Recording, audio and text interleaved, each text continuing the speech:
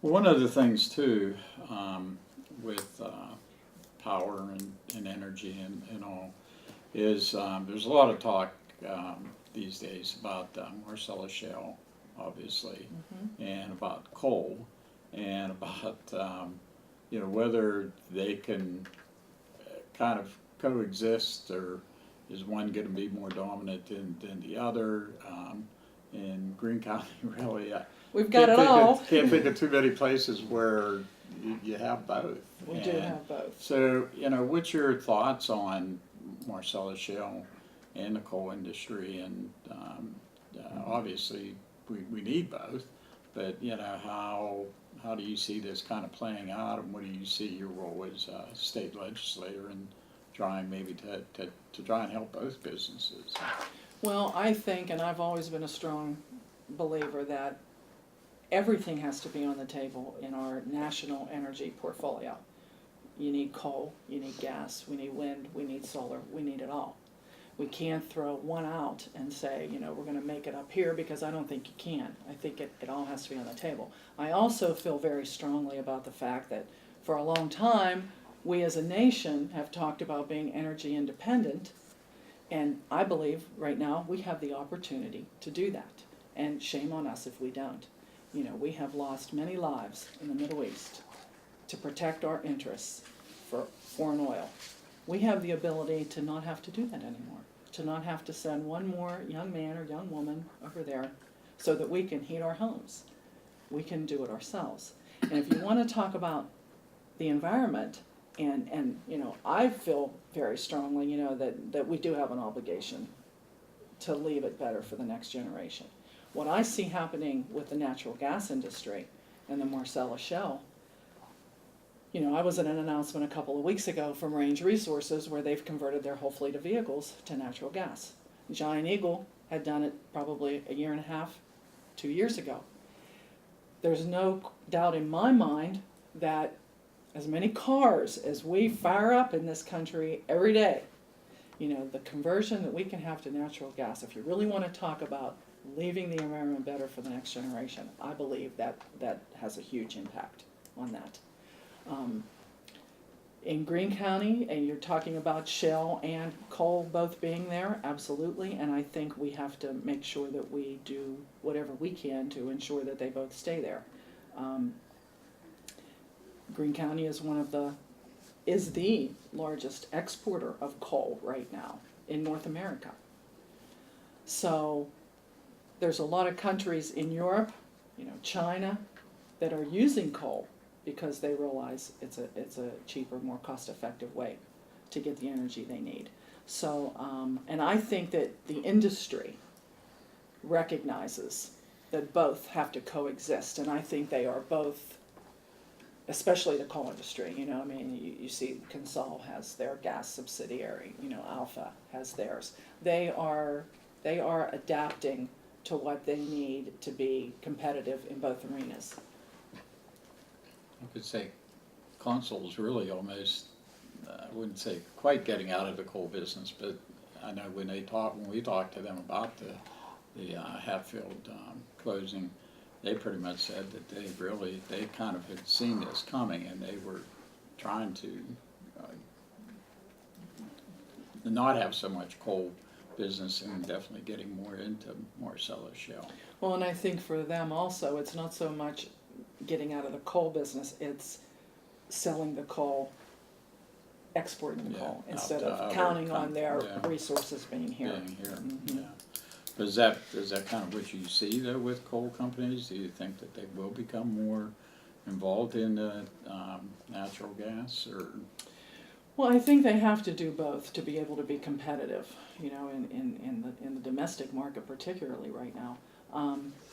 But still, as a state and a commonwealth, I think the statistic is something like 63% of our energy comes from coal in this state. So they still have a big impact and are a major factor in our energy needs. What do you think in terms of Marcellus Shale? Do you feel that it is being done safely enough? Is there any other regulations maybe that you think are needed, or other safeguards for the environment, that sort of thing? I think that it's come a long way in the short time that it's been here. I think that the industry and government have been working together to make sure that they're doing it the best possible way they can, and I think they continue to use all the technology that they can to see what improvements they can continue to make. Is anything 100% foolproof in this world? I don't think so. But here again, you know, we are sitting on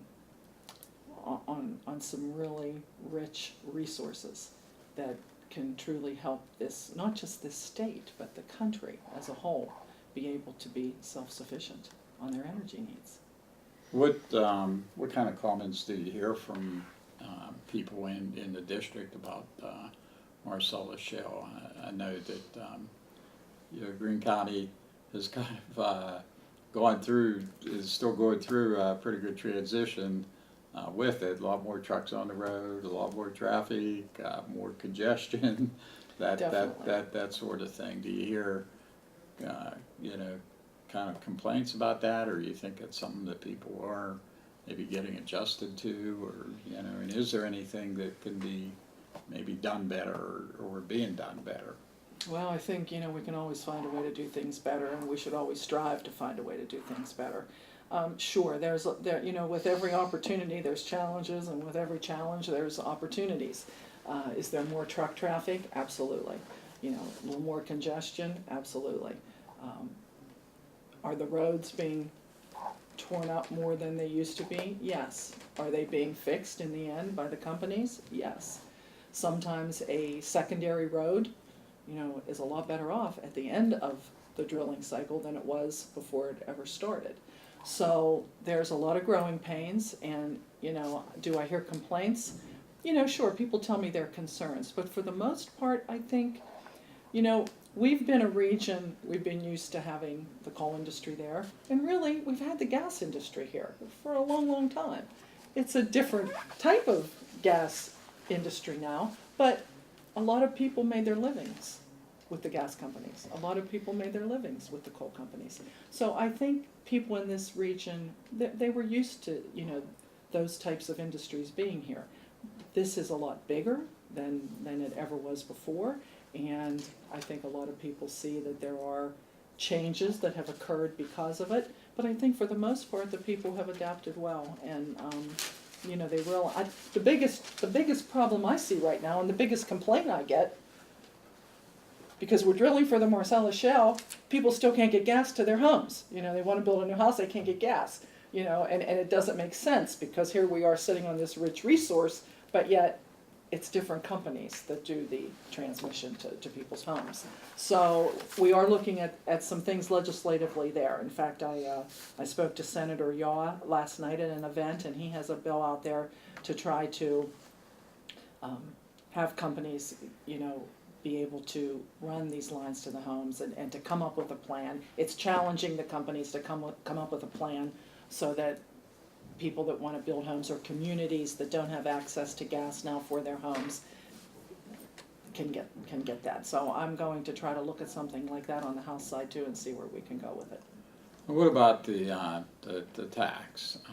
You know, there was a lot of Democrats had said when they passed, and of course Governor Corbett had been against it for a long time, and a lot of Democrats were saying, well, it should be a severance tax, pretty much like it is in coal, and they felt that would have given a lot more money as a whole to the state.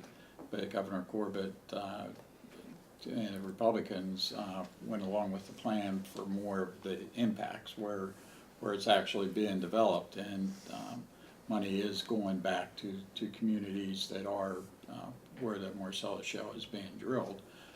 What's your feeling on that? Obviously, some in Cumberland Township's getting like $2 million or something like that, and Greene County itself is getting a nice chunk of change.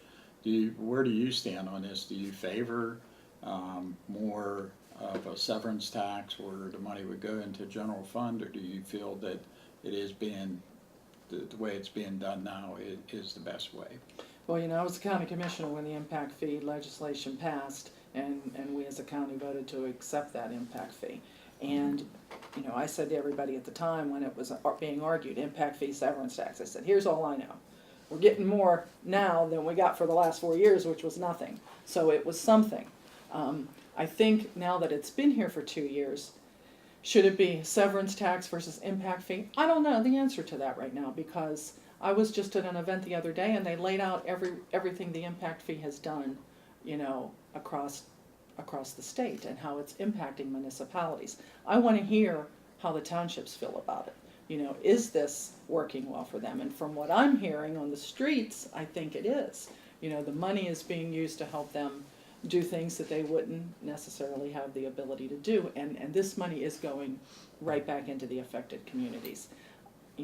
Would a severance tax do the same? I'm not sure. I'm not sure that the affected communities would get their fair share of the pie if it was that way. So, a lot would depend on how it was laid out legislatively. I think for right now, and as long as things are the way they are in Harrisburg, the impact fee is what we have to live with at this moment in time.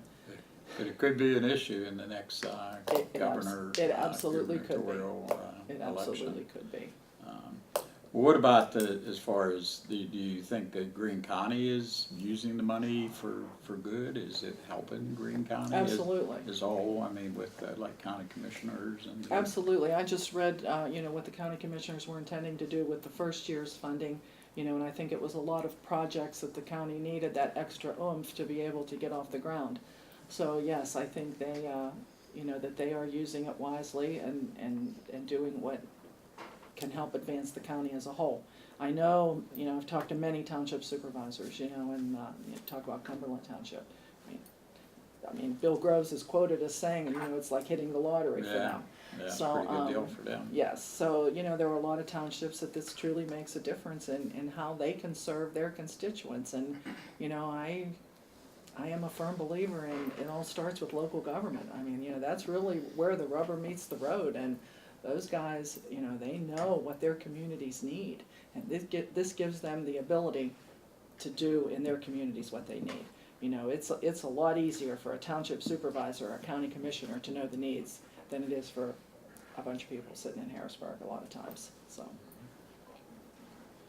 what about the Marcellus Shale jobs? I think when they first talked about it, and that there was a lot of promises, and I know I was at a meeting early on where they talked about that this was going to be the biggest thing to hit southwestern Pennsylvania since coal. And when you talk about that, where coal, particularly back 50 years ago, whatever, really did employ a heck of a lot of people. So a lot of people, I think, were kind of excited and maybe kind of overpromised. What do you think in terms of it has the Marcellus Shale? Do you think that it has brought jobs for local people? And has it been enough jobs? And how do you think maybe we could go about trying to make sure that more local people can get jobs in the industry? Well, to ensure that more local people get jobs, it's all about workforce development. It's all about making sure that people are trained to do the jobs that the industry needs. Do I think that the jobs are there? I absolutely do. Here again, I just was told, and it's through the Department of Labor and Industry and through the statistics there. Right now, it's 7 out of the 10 jobs are being hired locally. Not locally, being regionally. And a lot of times, these companies come here and their fleets might be licensed in another state. So you might see a truck driving down the road that has a Texas plate, but that very well could be a Pennsylvania resident driving that truck. That's where that company's fleet is licensed. So I do think that, initially, no. It's like anything else, they had to bring the folks in that were trained to be able to do the jobs, to get the industry up and going. But I think as it has continued to be here, the jobs have increased, and hopefully that will continue to happen. And again, it's about workforce development. We have to make sure that our people here are trained to do the jobs that they need.